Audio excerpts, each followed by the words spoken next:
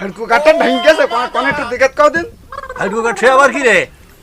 তোমাকে দুজনের আগে একসাথে করি, তারপরে দেখবে না যে কে সত্যি কথা বলতেছে আর কে মিথ্যা কথা বলতেছে। এ বিচার হবেই হবে, এতে কোনো ছাড় হবে না। তবে শোনে বলি, সর্বপ্রথম যখন আমি চুরি জীবনী করিনি, সর্বপ্রথম আমার কুইছে যে চুরি করবো, দুজন সমান সমান ভাগ নেবো। আমি বলেছি ঠিক আছে চুরি করি, সমান সমান ভাগ নেবো। কি কষ্ট না করি চুরিটা করলাম।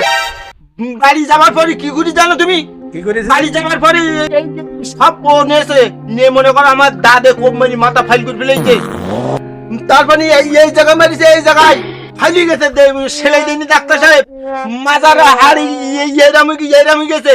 ডাক্তার বলেছে তুই আর চলবি নি। আমি সেই বিচার চাই যে চুরি করতে গেলে কষ্ট আছে, এটা মাতব্বর সাহেব তোমার কাছে আসি, এই বিচার তোমার সঠিকভাবে করে দেওয়া লাগবে লাগবে লাগবে বয়কারে বে। মাদ্দার সাহেব, তাহলে ওর দেখাতে পারেন কে কোন মাথা ফেটে গেছে, কোন জায়গায় ঠিক আছে? খালি তো আমার এখানে দৌড় যাচ্ছে।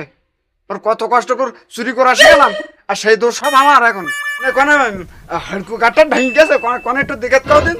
হাইডু কাটছে আবার কি রে? ওরে মাজার হাড়কু কাট, এই যে মাজার হাড়কু কাট। আমি তো জানি মেরুদণ্ড ফাঁক হয়ে গেছে। তা ওই আমরা বলি চোরেরা বলে হাড়কু কাট। ও, চোরা এইভাবে বলতে হয়। হ্যাঁ। এই হাইডু কাট দেখাতে পারবি? ঠিক আছে পারবো না মানে? ও জিম্মা আমার কোপ মারিছে, কোপ লাগলে আমার এই মাথার দুই ফাগুলি যদি কোন রকম বাইশি টাকার কোনো লাইন ছিল না। এই জায়গায় কোপ যেভাবে মারিছে যদি লেগ দুই এই পানে আমি এইরকম কুরকুর ছাড়া চলতে পারতাম না। আমার কুপাল ভালো যে একটা কোপ আমার গায়ে লাগেনি মাতবার সাহেব। এই জন্য তো সেলাই দেওয়ার দরকার হয়নি। এর বিচার আপনি পক্ষ মোতাবেক করবেন, একদম সুস্থ মোতাবেক পক্ষ বিচার একদম। আচ্ছা, চলছে না বিচার হবে। দাদা সাহেব, এরা কিন্তু দুইটা লোকজন সুবিধাজনক না, এরা কিন্তু পয়সা মারা লাইন ভালোই শিখে রাখছে। এই বিচারের উপযুক্ত রায় দেওয়া হবে ওই মানে 39 মাঘের দিকে আর কি। 39 মাঘের সময়। হ্যাঁ হ্যাঁ, তো ঠিক আছে, তোরা সেইভাবে প্রস্তুতি নে, কার কি পক্ষে সাক্ষী আছে না আছে। আমি ওই দিন ইনশাল্লাহ রায় দিয়ে দেবো। তাই তোকে বিপক্ষে যাক আর পক্ষে যাক, যাই হবে একটা কিছু। দাদা সাহেব, আস্তে। ব্যবস্থাটা কি করবো? এই এদিকে আয়। তুই যে বিচার বিচার করতেছিস, তোর বিচারটা পক্ষ ভাবে হবে না। তুই যদি আমার কথা শুনিস, বল ওই মাদ্দা সাহেবের 5,000 টাকা দিবি, দিলি তোর বিচারটা পক্ষ ভাবে হবে না। এই এদিকে আয়। কি বলবা বলো। বলছি কি, আমার কথা শোন, মাদ্দা সাহেব লোক ভালো। তুই মাদ্দা সাহেবের 10,000 টাকা দিবি, দিলি তোর বিচারটা পক্ষ ভাবে হবে না। বিচার তোর দিক যাবে না, ও হালা মরবেন দেখিস কেন। আমার কোনো চিন্তা করা লাগবে না। তবে আমি দিলাম বিচার ওর। শোন, নিকটে আয়। বলেন বলো।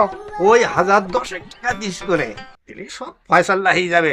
আমি তোর দিকেই চলে যাবে। কেন 10,000 কেন? 10,000 কেন? কত দিতে পারবি? 5,000 হলে হয় না?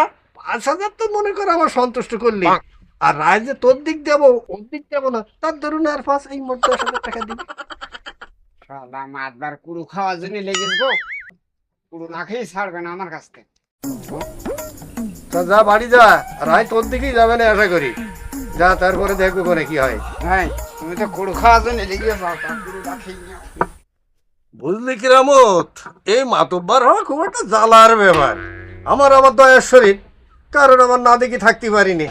তাই তো একটু একটু রায়টাই দেই, আর ওই একটু পকেট টকেটে না গেলি তো হয় না, তাই এই আর কি।